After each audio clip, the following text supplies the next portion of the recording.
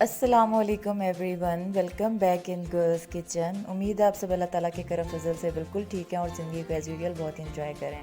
अगर आप मेरे चैनल पे न्यू हैं तो चैनल को सब्सक्राइब कर लें और बेल बटन को प्रेस कर दें ताकि हर आने वाली वीडियो का नोटिफिकेशन आपको मिल जाए। हमारी आज की रेसिपी पंजाब की बहुत ही रवायती और बहुत ही मशहूर डिश है जो है कद्दू का रायता, या इसे लौकी का रायता भी कहा जाता है।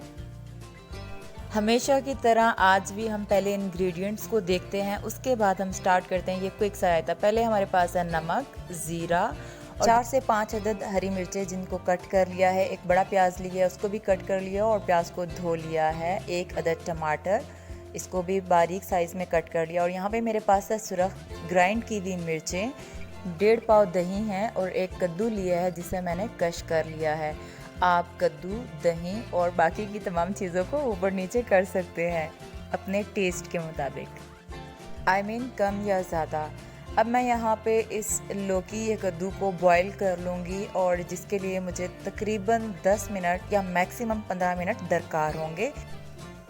तो हम बैक करेंगे 15 मिनट के बाद किचन में। आप भी 15 मिनट के लिए किचन से फ़रार हो सकते हैं। तो यहाँ पे आप देख सकते हैं कि रायता जो है कद्दू जो है वो गल चुका था, यानी बॉयल हो चुका था और इतना नरम हो चुका था। तो यहाँ पे मैं ऐड कर रही हूँ ये 2 कप दही, और जो कि आलमोस्ट 1.5 पाव बनता है। इनको अच्छे से हम बीट कर लेंगे या फेंट लेंगे और उसके बाद मैं अपने इंग्रेडिएंट्स बारी बारी ऐड करूँगी। यहाँ पे मैं ऐड कर रही हूँ बॉईल किया हुआ और कश किया हुआ कद्दू।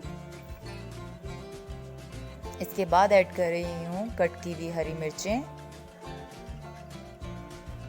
1 अदद टमाटर जिसको बारीक कट किया हुआ है, प्याज एक बड़ा लिया है, आप कम या ज़्यादा ऐड कर सकते हैं। यहाँ पे मैं ऐड कर रही हूँ ज़ीरा जो कि हाफ़ टेबल स्पून से थोड़ा कम है, नमक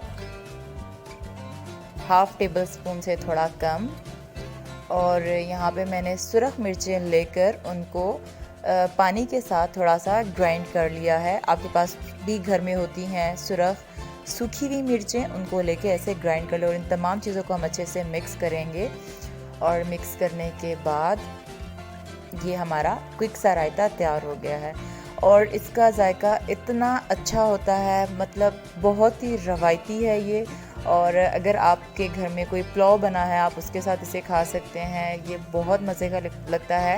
अगर आप डाइट कॉन्शियस हैं और दोपहर में वैसे ही कुछ खाना चाहते हैं तो उसके लिए भी एक बहुत अच्छा ऑप्शन है। इसके अलावा मैं टिप देती चलूँ कि अगर दही आपके घर में ऑलरेडी पड़ा हुआ है और ये खट्टा है थोड़ा, या आप समझती हैं कि ये रायता बहुत थिक है, तो आप इसके अंदर दूध भी ऐड कर सकती हैं जिससे खट्टापन दूर हो जाएगा। या फिर रायता बहुत थिक है तो वो नॉर्मल कंडीशन में आ जाएगा।